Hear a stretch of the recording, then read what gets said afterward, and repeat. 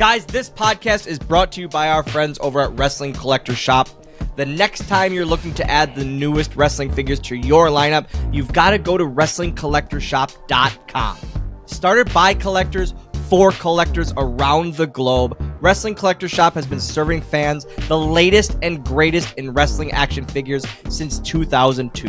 Whether you're looking for basics, elites, or ultimates, Wrestling Collector Shop should be your first stop the next time you're looking for wrestling figures. So make sure to go to WrestlingCollectorShop.com and use code SWOGGLE to save yourself 10% on your order.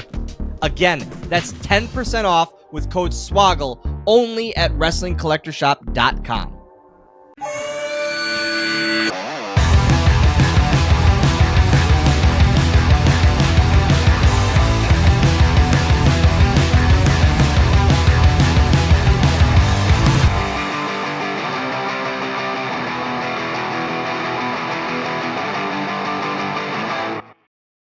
Guys, it's another small talk. Voice is cracking. It's another small talk. You know what that means? You saw it in the title. This week, my good pal, 90s heartthrob, just all around good-looking human, FPJ, Freddie Prinze Jr. joins the small talk show. But before we go any farther, easy for me to say, George, hit him with it. Guys, this podcast is brought to you by our friends over at Wrestling Collector Shop. Make sure to go and use code SWOGGLE to save 10% on your order at WrestlingCollectorShop.com. You heard the ad in the beginning. We're doing it again now. And as always, guys, got to get those social plugs in at Going Postl Pod, at Dylan Postl. Make sure, if you want to see the video version, as well as the video content that Dylan is making, you got to go over to youtube.com/Dylan Postl. If you want some Swoggle merch, well, you've got three options. There's DylanPostl.com. There's ProWrestlingTees.com/Swoggle. And there is the PodXchange store. That is PodXchange.shop for this show, the Game Marks podcast, and State of Affairs merch for all three shows available there. And then, of course, we also have the Patreon, patreon.com/PodXchange, spelled the same exact way. And that is exclusive content, access to show notes, early and ad-free shows from all shows. And of course, we have SwoggleAuction.com, where you can go and get yourself a free $10 credit over at Whatnot. Dylan, when is the next Whatnot is Whatnot back stream? Next Wednesday night, which I believe is November 6th. Wednesday, November 6th, back to Whatnot. Autographed items. I have a PSA 10 card going on the block. We're going to have fun. We're going to get some sniping at the end. It's going to be a good time. Join us. Whatnot. SwoggleAuction.com. Get yourself $10 for free. And with that, man, is there anything else besides this amazing interview that you just did that you want to plug? Any other appearances coming up? I'm very, very pumped about this one. WrestleCade coming at the end of November. Next week, I'm at the big event in New York, doing a signing with KNS on that Friday, and then doing WrestleCade. No, I'm doing the big event Saturday. The night before that, I'm doing KNS all out in New York City. And then WrestleCade, yeah, like I said, WrestleCade in Carolinas at the end of November. Excited. Hell yeah. All right, man. Well, make sure to go check Swoggle out at those events that he just talked about, those appearances. And without further ado, Dylan, we're going to throw to the Freddie Prinze Jr. interview, but there's one thing that we have to do before that. Do you happen to know what that is? Ad break. Are you a fan of Disney, Pixar, Jurassic Park, The Office, or even WWE? Or maybe you just want a sleek and comfortable pattern shirt? Then you need to check out Roosevelts.com. RSVLTS.com today. Roosevelts makes the most eye-catching and comfortable shirts going today.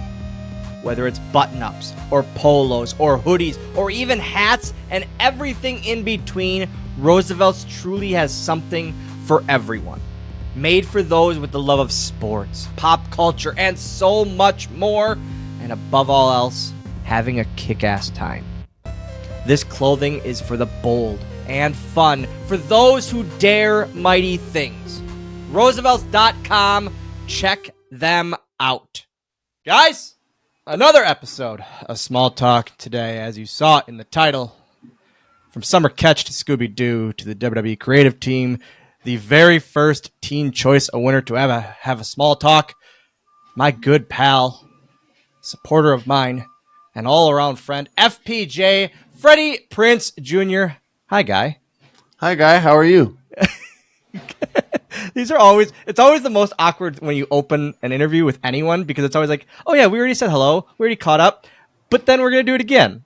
No, you got to do it for the people, though, man. So it's understandable. Yeah, exactly. You have an incredible filmography, a true late 90s heartthrob, and still a heartthrob to this day, if I may say so. But what we really want to know, how amazing is it to be married to the Buffy the GD Vampire Slayer? So this is a funny question because I've never seen the show. So, and people get so mad at me. It's hysterical to me when they get angry. Yeah. But they get so mad. I've never seen it. I'm always like, well, I wasn't exactly the demographic. So Yeah, exactly.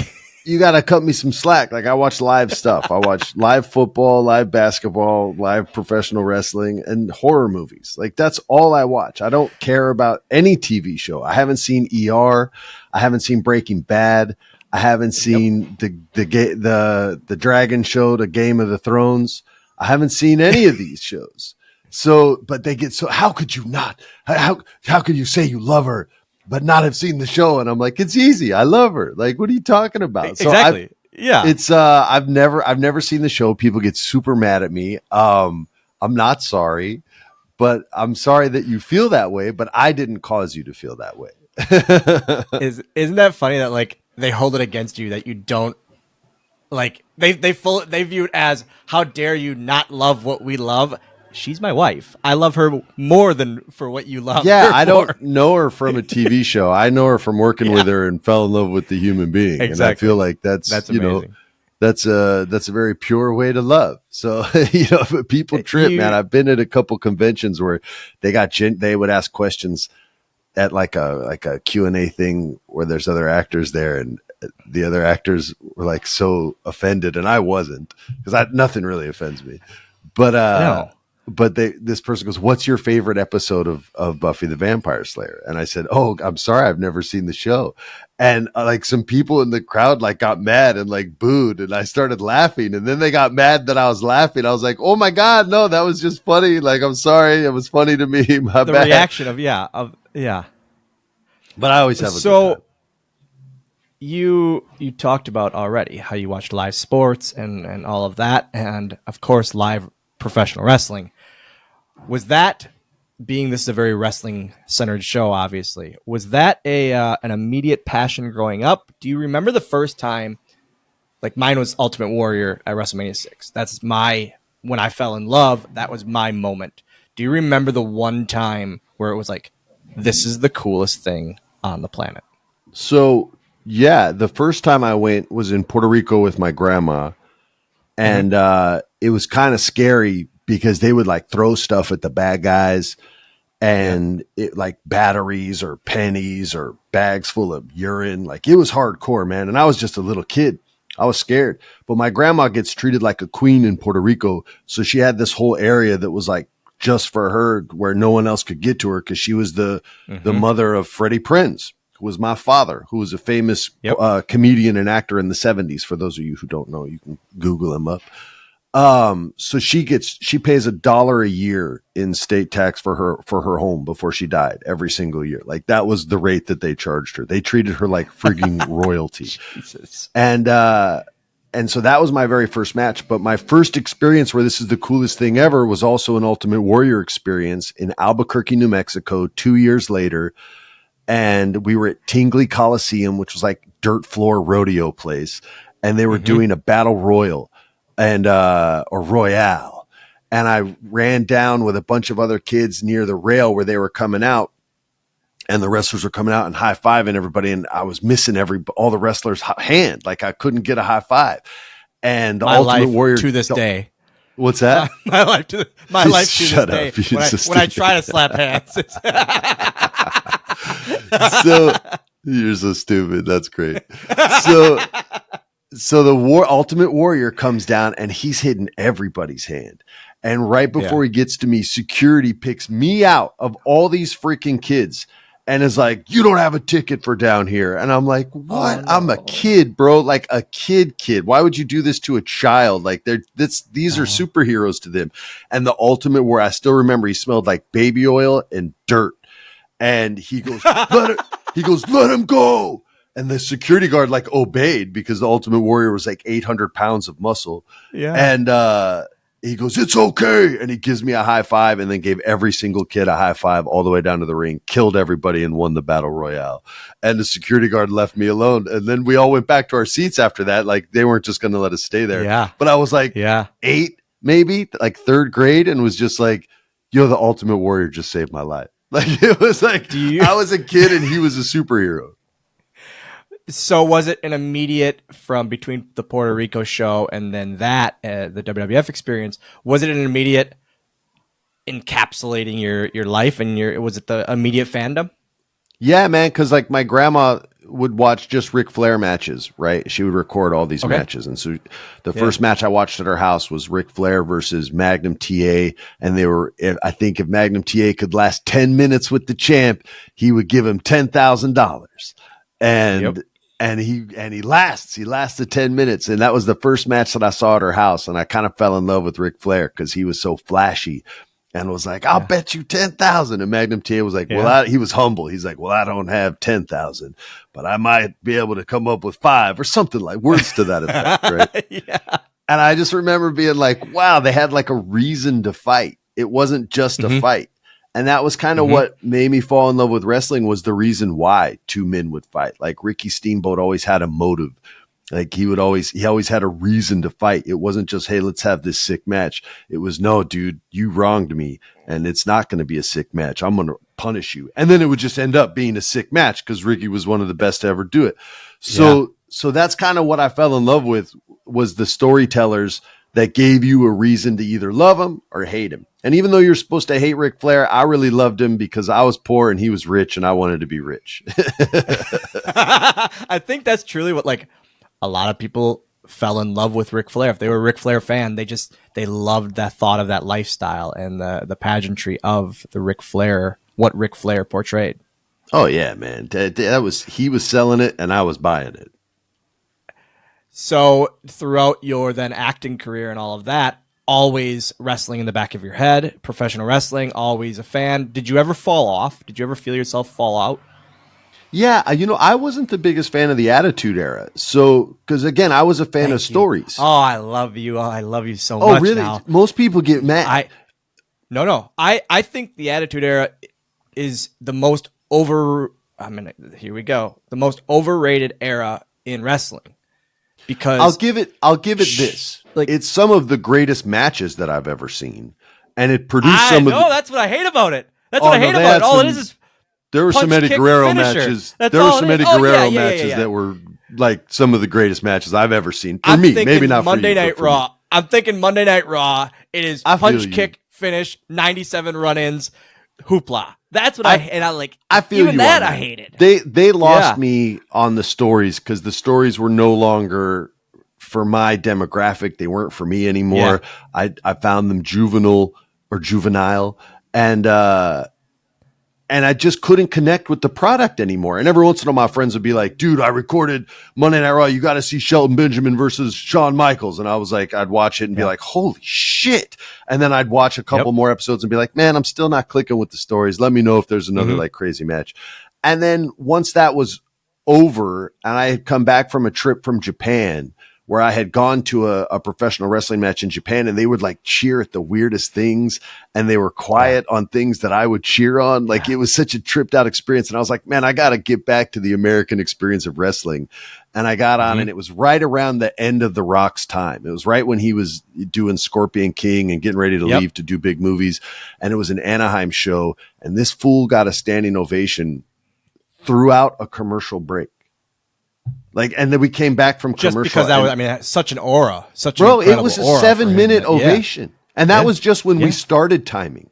You know what I mean? Like, and I was like, yo, dude, this guy's crazy. Like way more popular than when I left wrestling. And then I started watching again from there on out. Was it that ovation and that bring back, was it oh my God, wrestling is still cool and is still huge to people? Dude, he was so Elvis Presley. It drew you back in? He was 100%. Elvis Presley. Like everybody loved him. That's why he went mainstream. Like professional wrestling is more mainstream now than it's ever been, but it's still alternative entertainment, right? Like a lot of things. You could even argue hockey falls into that because it's not, a mainstream sport. It's still fun if you go to a game, but on TV, it's hard to translate. I think wrestling's a lot better when you go to an event than when you see it on TV, although they've made leaps and bounds to try and bring a better quality television product to the viewers. And I really think they've done a good job with it. It's just always better if you're there. So yeah, it was a re-entry because I was like, yo, that dude's a friggin' star. Who else do they have that may be cool too? And that's when I started, getting into, everybody else that was on the roster then. So now we're going to fast forward, obviously. And how does it become a love and a passion and a now bringing you back in to I want to be part of this. I want to work with this. How does that mindset even come up? I had just stepped away from the business and was very kind of happy chilling in New York. Sarah was in LA. We were going bi-coastal. And I went to a WrestleMania in Florida that was meant to be Ric Flair's final match. He's had 37 more matches since then. Him and Barbara Streisand. And I met this lady who worked in like their public relations department that was taking care of us and made sure like we had good seats and that we didn't have to wait in line and all that. And, treated like VIPs, right? It was me, Macaulay. Who else was with us? I can't remember, man. But I remember it was Mac was there because we were betting on all the matches. And he won every freaking bet. That's amazing. That's amazing. Oh yeah, we always gamble on wrestling, dude. What do you mean? Yeah. So now everyone I think can do it on FanDuel or whatever it is, but we were doing this back in the day. Which is also isn't that mind blowing that people are able to gamble be able on to do it. I feel like I'd be able to make money on that. But anyway, right? So this lady's talking to me afterwards and Mac, and we're talking about what we liked and didn't like. And we were very open and honest, but in a respectful way. And she said, she pulled me aside and she said, wow, you should talk to Stephanie about some of those ideas that you and Mac were talking about. And I was like, they're just ideas. And she was like, no, you actually don't shit all over the product. You're constructive. You have ideas. You'll say this didn't work, but if they tried this, this, and this, maybe it could. And I was like, I'm not working. I sit and have a meeting with her. Like they're just up in Stamford, Connecticut. That's a quick train ride for me. And I can get the express and be there in like 35 minutes. So I hopped on a train and I went and met with Stephanie McMahon and she asked me a ton of questions. And then she said, you need to meet with my dad. And I said, okay. And she said, she goes, and then said the same thing that this girl, Kristen said. Kristen Prouty was her name. She said, you don't just shit on the brand. You have ideas. Like you say, hey, this didn't work, but maybe we could fix it with A, B, and C. And you should talk to my dad. I go, all right, I'll go talk to your dad, to Vince McMahon. And so I just another day in the life. Yeah, just a day, right? I'm like, let me go talk to Vince McMahon. Okay. So I go and I sit with him and I get offered a job in the room. And immediately. Almost. And so, and he calls me son, right? And so I grew up without a dad. So that's freaking kryptonite to me, right? And I was like, we could really use you, son. And I was like, oh, they could really use me, man. He must be telling the truth. I didn't have a father, so it must be the truth. So I take the job in the room. I get on the train. Before I get on the train, I'm waiting for the train to show up. I call Sarah and I say, hey, I just took a job with the WWF. I still called it WWF back then. And she goes, you're going to be a fucking professional wrestler? And I said, no. I said, I'm going to like try to help the wrestlers out. I'm going to write for them and direct them and give them notes and things like that. And I don't know why I'm still holding my hand like I'm on the phone, but she's like, she's still questioning. In your mind, she's still questioning what you're doing. No, she was so cool. She goes, you're out of your awesome. She goes, you're out of your mind. I said, I know. And she goes, but you're going to have a blast doing it. I said, yeah, I think so. I said, I'll let you know if I can't hack it. And like I said, we were going back and forth anyway. So I could leave from LA, New York. She could come back and forth. We had dogs to take care of. That's why we weren't both in the same place at the same time. So, so I take the job literally the next week with me and another guy named Foz, and who, you know, Foz. Yep. And, he was also at WrestleMania with us that weekend.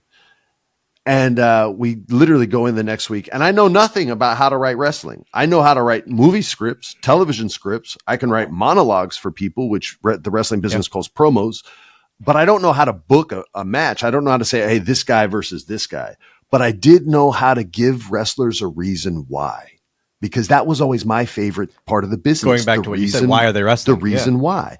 And I would break it down in this thing that we called promo class, where we would talk obstacle. I got it in my notes. Yeah. And it was, what's your goal? And everyone's goal was to be champ. You guys got to be more creative. And the obstacle is the guy who has the belt or the girl who has the belt. Again, we got to try harder, but rock and roll. It was our first try. And so I'd say, what kind of character are you?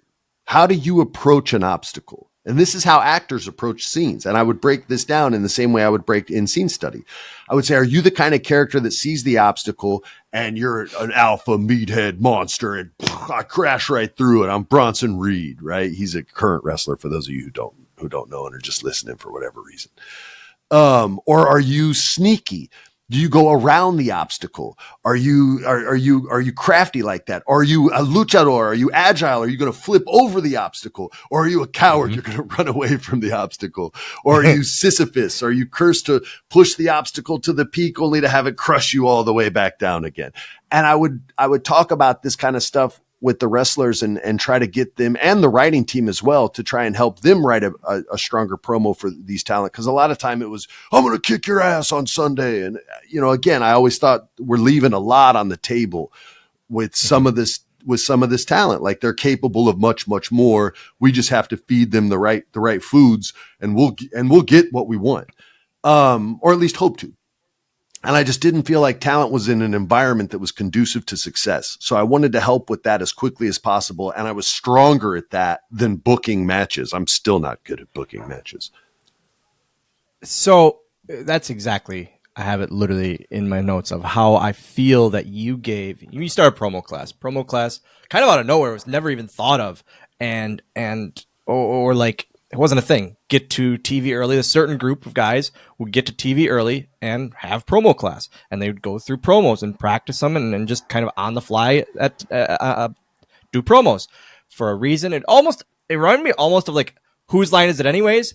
But without silly props. And you doing that, I think about to this day, that original class of guys, because I was riding with Kofi at the time and all of that when he had to go in early and all of that, and thinking like, this is odd. But then looking back on it now, the amount of guys that I will fully say you spotlighted and let writers, let brass, let people that mattered spotlight and not take them as just a silly Jamaican guy or just Miz, who is from Real World, or just this guy. Like, they got to see them in a different light, and that they can trust them with this company.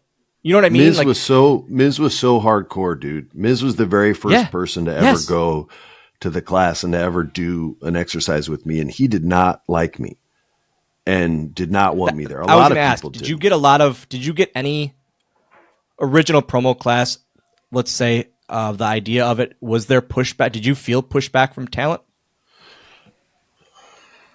why are we here? Not pushback, more like, because you guys didn't have to be there. You were encouraged to be there, but you didn't have to be there. We had to. By the time it got to my class, we had to. Well, that's when it started working a little bit. And so then they were like, yeah. So here was the deal with promo class. Vince tried to do this thing where he was running a promo class and he's like, hey, you're a dog and you're a dog. Now make me want to watch you fight. And the wrestlers would be looking at each other like, what? Wait, what? I'm sorry. What? And it was just like, what? There's nothing they can do. And Vince is like, come on, you got to give me some razzle dazzle. And I remember one of the writers going into my ear and going, what does razzle dazzle mean? And I was just like, yeah, this is not going to work. Yeah. So I went to Vince afterwards and he wanted to show me, that was him showing me what he could. And I said, Vince, that didn't work. And he goes, what do you mean? I thought it was great. And I was like, no, dude, that is not what we want to do. You got guys that are scared to perform because they're afraid they're going to get fired and you're never going to get a good performance out of them. And you and I disagree that went well. I said that straight up and he was like, well, what do you want to do? I go, let me take over. I go, I'll run it the way my acting coach ran acting class and let me take over. I feel like I can connect with these guys and girls. I can get more out of them. They're not going to be afraid of me. There won't be anybody filming them. He was filming this stuff, putting them on camera, which I still think is a terrible idea. I said, no cameras, nothing. And I won't tell the class this, but I'll report directly to you. And so when I started the class, I said, I ain't talking to anybody. I lied. But I was talking to Vince, but I would never say that so-and-so sucks. I would only let him know the talent that I thought was doing well in the class. Yeah. And I'd say, hey, I think we should, position them in this type of character based on the promos they're choosing. So let's get into the promos. My philosophy was bring me your favorite movies. I'll find the monologue that you're already familiar with and you've already seen executed at a professional level. Remember. And I'll show you how and I'll show you how I believe the actor most likely broke down the scene so that you can then steal that approach and apply it to your promos. And actors started bringing in all these movies, and they were always like comedies. So I'm like, all right, cool. We'll do comedy stuff. And then Eve Torres, I remember, brought in this one from this movie called Beautiful Girls. And I picked a different monologue that she wanted. It was a promo. It was a monologue that Rosie O'Donnell cuts and is talking shit about beautiful women. And Eve was like, well, I feel hypocritical because people think of me like that. I go, that's why I want you to do it. Because it's the opposite of you. And if you want to play it hypocritical, play it hypocritical. Play it like you don't know you're beautiful or you know it, but you don't think it's helped you in any way. Or play it like you think you're ugly. I don't give a shit. Just play the damn role. And she came in and she killed it. And I emailed Vince and I was like, yo, you guys are sleeping on her. Huge. She needs a much bigger role. I think in a few months, she was the general manager of Monday Night Raw or some shit like that. She was killing it. And it was all, she came in, she was off book. She knew every single word. She just executed at a high level. And that's when the class was 30 wrestlers deep. But when we started, it was 4 dudes and Natty. Yeah. And that was it. And Natalia was violent. She was slapping people. She would cross the lines all the time. There's no physical contact allowed. And in the middle of an argument promo, she just slap some dude across the face. And I'd be like, no, you can't beat people up. You can't do that. But yeah, man, it started small. I remember when Kofi and you guys started coming in, Axel started coming in then. Cardona was one of the first guys in there. Ziggler was one of the first guys in there. Miz was the first guy in there. I mean, he was in the room before I got Cody there. And DiBiase Jr. were early, I remember. They came early on. Yeah, they came early on. Yeah. But yeah, it was fun, man. It was hard work, but it was rewarding work. I felt like growth was happening. Bryan Danielson came in there and he went from being super nervous to super confident. But I will say this, and this is a good lesson for everybody out there. Every one of you assholes made me, and I love you guys for this. You made me earn it. Earn it. Respect was not given. And in life, it should not be. Anytime you give respect without it being earned, you are setting that relationship up for disaster. You must give the opportunity for respect to be earned, but you don't give respect and you don't take respect. That's a social media hashtag. You gotta take it. That shit doesn't work. You have to earn it. And every single one of you jerks made me earn it so much. Like MVP more than anybody, but him and I are still tight friends to this freaking day. Like he knows, he's hugged my kids. You know what I mean? But he was the toughest on me out of everybody there. And well, Cena was probably the toughest on me, but MVP was tough on me too. Do you remember? Is there a standout moment from that where it was a guy you didn't really expect to have something or to be able to show something, where it was like, holy shit, he can talk, or like a scenario where the promo was talked about? Does that, you know what I mean? Does that kind of make sense of like a shocking oh god moment? There was a girl there named Kia Stevens, and I don't remember what her WWE name was going to be, but in TNA it was Awesome Kong. And Karma in WWE. Yeah. Karma. Yeah, that's terrible name. Yep. So she was in there, and this was when the class was pretty popular and it was full. And there wasn't enough time to give everyone an opportunity to get up. And so I would open the class up and say, if anybody wants to start, like just volunteer, we'll just go. And she stands up. And so she's bigger than the dude. So everybody's like, yes, ma'am. Okay. Like, no one was like, no, me. Yeah. And Beth Phoenix got up, and I said, okay, here's the scenario. You want to kill, here's the obstacle. You want to kill Beth. She's the champ. She's what's standing in your way. You just came in and you came to destroy her. And she looks me dead in the eye and she goes, I don't think I want to do that. I want to try something different. And I was like, I remember I was in this okay, one. yeah, totally. Try so. I was so pleasantly surprised. I'm trying to give her the easiest scenario possible. Mm-hmm. She chooses the hardest route possible. And she goes in there and she just starts talking. I don't think Beth says 2 words in this whole skit. Yep. And Kia goes, Beth, I know what you think. I'm paraphrasing. I know why you think I'm here, and I know what everyone wants me to say. But I don't want to fight you. I want you to join me. And together, 2 women that look like us are going to destroy all these Barbie doll bitches one by one. And she's circling her like a cat, like a lion circling its prey. Like basically, if you don't join me, I will fucking kill you, is what she's saying. But it was such a smooth, cool, and I'm sitting there. I'd never seen her. I had never watched TNA. I didn't know anything about her, Kia Stevens. I knew her name was Kia Stevens. And I'm sitting there, and the class ends, and I asked Kia to stay after class. That sounds so stupid. But I legit said, hey, will you stay for a second? And she stopped, and I was like, you're amazing. And she said, what? I go, seriously. I was like, that was awesome. And she goes, that was my name in TNA. I go, your name was awesome? She goes, it was Awesome Kong. And I was like, well, you are. And I had been recently like just put in charge of the women's division. This is like right before I left the first time. And they wanted me to write a story for Kia to become champion. And I was like, this is the story. Like, you just wrote it. You did it. I didn't even have to. Like, this is going to be so freaking really good. Then. Yeah. And I had this whole storyline like built out, and Steph approved it. And then Vince approved it. And then one of the wrestlers that was involved was not happy with the story. And I should have discussed it more with her. That was my mistake, but I was still green as a writer, and she was super, super upset. And she spoke to some people that then had Vince's ear at a high level, and the whole story got nixed. And then they changed it to what they did with Kia when she came back the second time. She left, I think, because she was going to have a baby or something like that. Yep. But yeah, so I learned, I was very excited to work with Kia.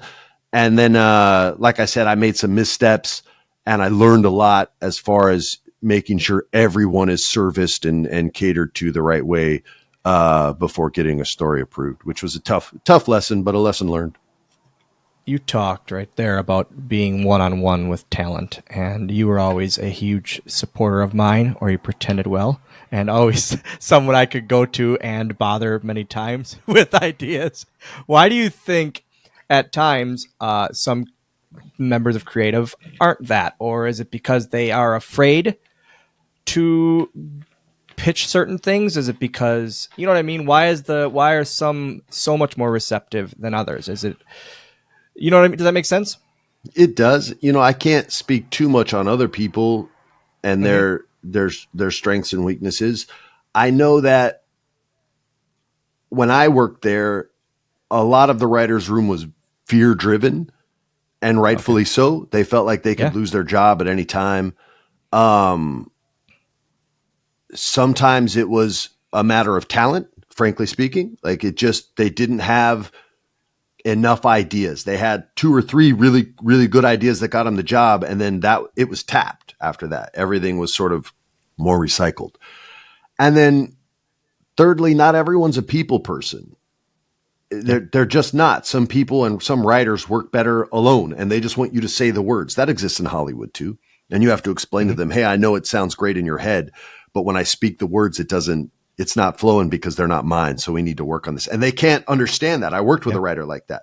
And I've worked with other writers that are like, tell me what you need. And they're just smooth with it, and they can just bust it out right there. I respect both these writers. I've worked with both of them. I love both of them. I would have dinner with both of them, but one needs you to say the words that he wrote. And the other's like, tell me what you need. What's going to make this scene better? Let's do that. For me, I think once people learned why I was there and that I was there for the right reasons, it made me very, very approachable. And I kept myself accessible. I never hid in a room by myself. I always stayed public and out front so that if people wanted to speak, I gave them time. If I had too many wrestlers during a specific month, I would let people know, hey, let me finish this storyline and we can talk then. But right now I got 6 and I'm only supposed to have 2. Or at one point I had over 12 stories going at one time on 2 different shows. And they were on 3 shows, because they were trying to do the initial version of NXT where it was like a competition show. So they had us working that too. And I was like, look, let me get through this and then I can help you. And then the following month, 8 of my stories were over and I was like, all right, I can be done with that. And writer X, Y, and Z will take it. And now let's talk. And sometimes it was too late and that sucked for everybody. And sometimes it worked out, you know what I mean? But it was a tough job. And especially once the Jeff Hardy story went through and worked, that's when a lot of other top talent started coming to me. And that's when my time got more limited on the younger talent, because Vince was like, Undertaker wants you to write for him. You're writing for him. And I was just like, yo, Undertaker doesn't need me to write for him. He's fine. He's over. Exactly. And he's like, no, that's what he wants. So that's the way it went. Is that Jeff Hardy story arc? And is that the one that you are that's your 1A of most proud that made it?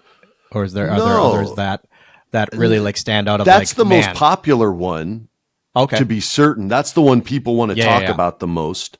And that might have been the best stuff that I wrote while I was there, but it's not what I'm most proud of. It's not hard to get Jeff Hardy over. Exactly. He just, man, he's like one of those guys that never, no matter what arena, no matter where, it's going to be the craziest reaction of the night, of all time. So people try to give me a lot of credit for that. And I always try to remind people, I wrote all of it. Okay. I wrote every word of that, but I only directed the Armageddon sketch. Outside of that, every single one of those, the London ones, the other ones were all done by Krista Joseph. And it was friggin' Freebird's idea to make him champ in the first place. And I had done this, I was going to give you, because it was the one I was most proud of. What was Spanky's name? Brian Kendrick. Brian Kendricks. That the was Brian his name. Kendrick. The Brian Kendrick. Yep. I had done something with him and Ezekiel that I was most proud of, and because I gave them such different perspectives towards the same goal. And we had done this backstage thing that I thought was really funny. If people looked in the background, they could see Ezekiel, who was this huge guy reading a fucking Dr. Seuss book, and I just thought that was super funny. But I was really proud of the final end promo that he cut in ring, even though he got wooded near the end. But I was really proud of the work he did. And Vince gave him a big opportunity later in Triple H 2 in this thing called a scramble match. which gave him a big shine because of that. Yep. So that was the one I was most proud of. But the Jeff Hardy one, people will celebrate that the most because so many people were behind Jeff Hardy. You know what I mean? It had very little to do with me. I serviced the story, and he was the one in there connecting with the people. He was the one looking dead into camera, talking about his imagination and all that. And people connected and clicked with that. We got that storyline over because I brought his merch numbers to the pitch, and we're like, yo, he's outselling everybody. Like, what the hell? Like, approve this story. And Vince saw the numbers and was like, yeah, nobody touches Jeff till Armageddon. And we were just like, oh shit. And a couple guys got mad. But I did my job. So I wasn't, I was hyped, and they walked right by me, and I won't say who they were, but they stormed right by me and kind of shoulder checked me. Right. And Freebird's like, you got to watch yourself. I was like, man, Vince can fire me. No one else can fire me. Vince can fire me. And if he fires me, he fucking fires me. Like it wasn't like it was going to break my heart. I would have been pissed for sure. But if you get fired doing what you feel is the right thing, eventually that wound will heal. You were always there because you had such a passion and such a love for not only the history of the wrestling, but just wanting to make the product as good as it could be. And if you had a hand in that, that's what made you happy. And that's that. It Bro, you should have seen some of the arguments of the arguments in the production meetings. Like, there was like 4 of us on the creative team that were willing to fight against the head tables, which was Kevin Dunn, Vince, Brian Gewirtz had to sit up there. He didn't want to sit up there. He wanted to be with us on our side. He was a good guy. And whoever, sometimes it was Pritchard. Sometimes it was someone else up there at the front. Michael Hayes was up there usually, right? No, Hayes sat with us. Hayes sat with the people. You guys? Okay. He moved there the second time I worked at the company, but he sat with the people. And there were like 3 or 4 of us that were willing to still put up a fight. I was always willing to fight because I was so new that it wasn't like, and I wasn't depending on the check. Like, I took my salary in stock. I didn't make $1 the whole time I was there. I took it all in stock. And so if he fired me, he fired me. I knew I was fighting the right fight. And even if it was the wrong fight, I believed at that time it was the right fight. So I would have gone out on my sword. There were plenty of times I was wrong and fought as if I believed I was right. But I was new to the business and had to learn a lot of lessons. Some of them were easy ones to learn, and some of them were embarrassing ones to learn. But I did learn a lot while I was there. Good. That's, and again, the passion always shown with you, and I think that's what also made it so respected when you would work with the talent, because they knew you gave a shit. They knew you gave a shit. I appreciate that, man. While you're there, while you're on the writing team and all of that, you then do a guest host spot where you're in the ropes, in between the ropes and in the ring. Is with that son of a bitch? Is that a more nerve-wracking night or more of a dream come true scenario? Nah, I can do that in my sleep. That was like, I was kind of born and neither bred of them. It was just a night at the put on this earth to perform. So yeah, it was much more nerve-wracking writing the words for someone else to execute and hoping they execute, because I know the ramifications if they don't. Their story is over. It could be over like that. Their career could be over like that. And that's on me. It's the writer's job to help get the talent over. If the boss suddenly doesn't like you, that's my fault, man. I failed you as a writer, and that hurts, and that's pressure.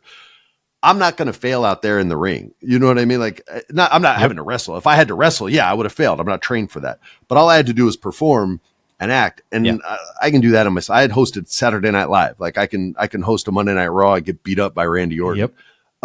Even though I positioned myself wrong for the move and jacked my back up. He was like, "Oh, I'm so sorry." I'm like, "No, I didn't do what you said. I got excited. Man. It's the first bump I'd ever taken. We didn't even practice." That's what I'm saying. Like that's the almost not the, maybe not nerve-wracking, but like oh man, this is pretty awesome. I just said, let's just do it. I was like, let's just do, like, I've done stunts in movies before and gotten hurt a couple times, but I always bounced back and was like, let's just grab. And he was like, "Yeah, man, I'll grab you like this." And he showed me, but he didn't make me take the bump. And then when we took it, I didn't get my feet down. I left them up in the air because it just felt so cool and free. And I was like, "Oh, that hurt a little, but I'm okay." Everyone I have on here, I bring up pinch me moments. I've had a good amount of them obviously, and I'm very, very lucky to be able to continue to have them. What are a couple of yours while, with, your time in WWE or your time outside in the wrestling world? What have been like some pinch me moments that you've been like, oh man, this is happening. This is incredible. Like looking back at things. Seeing Jeff on top of the scaffolding at Armageddon was, I watched it from like the wings. I didn't want to be in gorilla position. That's where Vince was. And I wanted to kind of experience it by myself. And Vince wanted me in gorilla, and they kept saying, you're late. I was like, yeah, I'll be right there. And I just kind of snuck off and went in down this hallway that looked out into the crowd. And I watched the end of the match and watched him climb up. And everybody's like, I have a walkie-talkie, and everybody's like, where the fuck is Freddie?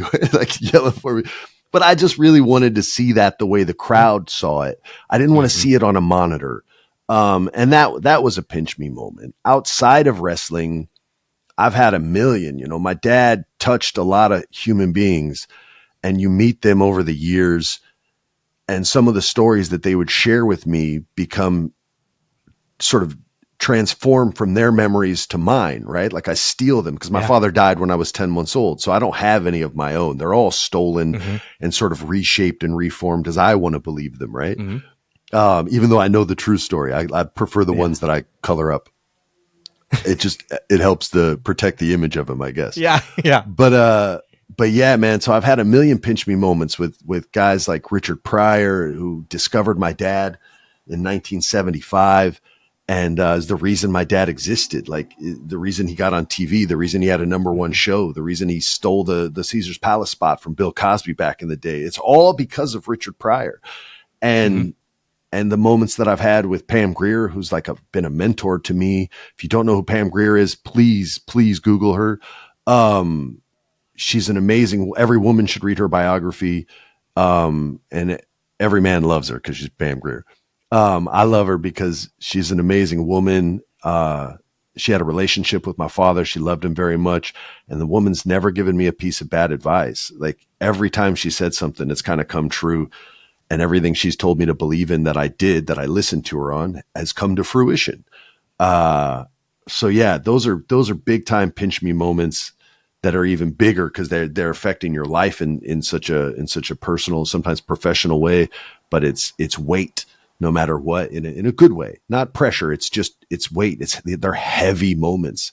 Whereas the Jeff one was a very light moment. I felt like I was lifting up like Brendan Fraser in The Whale at the end of the movie. Like I was like elevating in the air and almost at the same height he was. Whereas like the real life ones kind of, you're like, holy shit, this just happened. So they're very, very different, but equally powerful. Yeah. That's awesome. Nowadays, we talked current day. You've partnered up on a podcast with a guy that I that's right on the Jericho cruise. We had some fun. Jeff Dye, I became an instant fan of because he's hard of the not Jericho to have cruise fun with. Even more. He's the best, and he's just a life-loving human. And but also like. He's a realist. He's just a realist. He's just a real dude. And Jeff is a super funny guy. And his comedy is so sneaky because when you first listen to it, if you're sensitive to all the issues going on today, you're going to go, oh, wait a minute, F you. And then that's when he's got you. And then he hits you with this soft-spoken, gentle punchline where you're like, you son of a bitch. Like he did a joke on gay marriage that I still think is one of the smartest jokes ever. He's like, I love gay people, but I don't believe in gay marriage. I'm sorry. I'm religious. I believe in the Bible. I believe marriage should be between a man and a woman whose parents give me wheat and chaff and cattle. And I in turn offer the village protection and shelter. And all of a sudden he did this joke in San Francisco. And 7 seconds in, they're ready to kill him. And then they hear the punchline and they're all like, oh, you bastard. You don't believe anything you just said. He immediately just turns it. Yeah. And he's also got the second best way to deal with people who do get offended by comedy. The best is Jimmy Carr. But the second best is Jeff Dye. And he says, I'm sorry the way I tried to make you happy didn't work. Yeah. And that's it. Yeah. Jimmy Carr goes, all it is. I'm sorry. And they go, oh, well, you don't mean that. And he goes, aha, that means I can say something and not mean it. And that's his version. His is more a middle finger. Jeff's is more a hug. And I prefer the middle finger. Yeah. I like the direct approach. You did another interview with a good pal of mine, Chris Van Vliet. I've spoken to Chris a couple times. He's just the absolute best. I thought you were going to say Ziggler because I did the Nemeth podcast. We don't need it even to talk about him. He's a big enough. He's big enough. We get it. F that guy. Pretty boy. Chris is legitimately the best at just making people feel comfortable and like you're sitting down for just a chat. And your talk with him was awesome. Just so fun and so like he brings out the real human more than I think anyone on these wrestling podcast interview things. On that though, you hinted at a current venture. 2 questions. When can I expect said booking contract? And 2, is there any updates on said venture? So I try to keep people updated on my wrestling podcast. I will say this: a lot of stuff has happened real quickly that went from terrible news with a door closing and sort of the end of the dream to another door in that same building opening up with a slightly different opportunity, but still exactly what I want, just different. And I'm working on that right now. It's going to take a little more time for me I wish I could say more. It's going to take a little more time for everything to work out than it would have if it would have just been the original concept and idea. But, it was bad news followed by like great, amazing news because it's something that, what can I say? It's, it'll be more an acquisition than an invention. I'll leave it at that. Even better. You need to leave that. Pal, seriously, I cannot thank you enough for a sit down, not only this, but just always being a good dude with me and a guy I can always just have a laugh with and have a smile with. You've always been, like I said, you've always been and when we get off the air, I'll tell you all about it when we get off the air. You just can't tell anybody. Man, seriously though, thank you for having a small talk. Appreciate it. My pleasure, man. Thanks for having me. Guys, let's talk about Mad Cat Beard Care. They make my beard feel soft, silky smooth, and they can do the same for yours. A one-man show since 2019, Mad Cat uses a portion of their sales to care for local stray cats. That money covers their medical bills and finds them safe spaces and forever homes. Their products are made to order with vitamins and all-natural oils that promote strong, healthy hair and moisturize your skin as well. They've got exclusive scents for myself, as well as other wrestlers like my good pal Brian Myers, Mr. Kennedy, and Ring of Honor legend Delirious. Make sure to check out all of their scents, along with my Swoggle scent, which has notes of lavender and sage. I absolutely love this scent. And guys, we've got an exclusive offer for listeners of Going Postl. Use promo code SWOGGLED to save yourself 15% on your orders only at madcatbeardcare.com. That is Swoggled with a D on the end to save yourself 15% on your orders at madcatbeardcare.com. Guys, that's 15% with promo code SWOGGLed. And remember, the Mad Cat makes a happy beard. That was fun. Me and FPJ have always had a good repertoire. Good. Haven't had the misuse of a word in a few episodes. Rapport. Yep. We always had a good rapport. But I didn't know how this one would go, and I'm very, very happy with this one. Just 2 guys catching up, genuine laughter a few times, and got to look into the mind of how a member of the creative team works and just how he got to where he got to be. And he was there. The fact that he was literally there just to add to the creative team means more than anything. Thank you. Thank you for listening to this. Hopefully you enjoyed it. We want to hear your comments on YouTube. We want to hear your reviews. Go over wherever you listen this glorious podcast, whether it be Spotify or Apple Podcasts. Leave a review. Love you to leave a rating. A 5-star rating would be incredible. And leave a review. Take that 16 seconds to do so. Leave a comment on this here YouTube video. We would love that as well. Helps the algorithm, helps all of that for our channel. Yeah, George, close it out. As always, follow along on all forms of social media at Going Postl Pod, at Dylan Postl. Dylan already said youtube.com/Dylan Postl, DylanPostl.com for all of Swoggle's merch. You can also check out ProWrestlingTees.com/Swoggle and the PodXchange store, PodXchange.shop.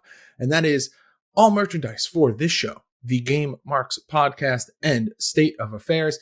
And we also have a Patreon where you get access to exclusive shows, show notes, and a whole lot more. And that is patreon.com/PodXchange.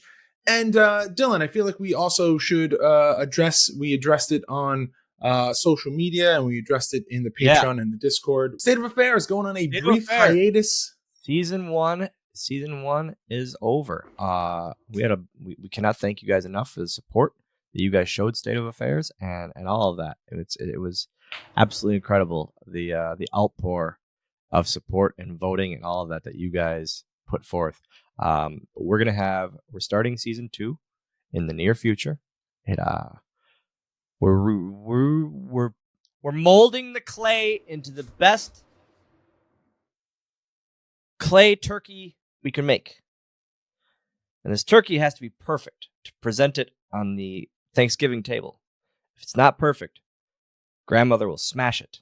So this turkey made out of clay has to be perfect to be able to present it on the Thanksgiving table.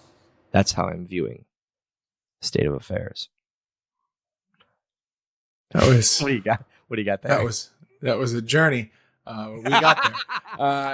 But that is the long version of it. We're just simplifying and making the show the best possible version of itself. Yeah. So we thank you guys for supporting not only that show but all the shows on PodXchange. And we'll see. What do you got coming up on Game Marks?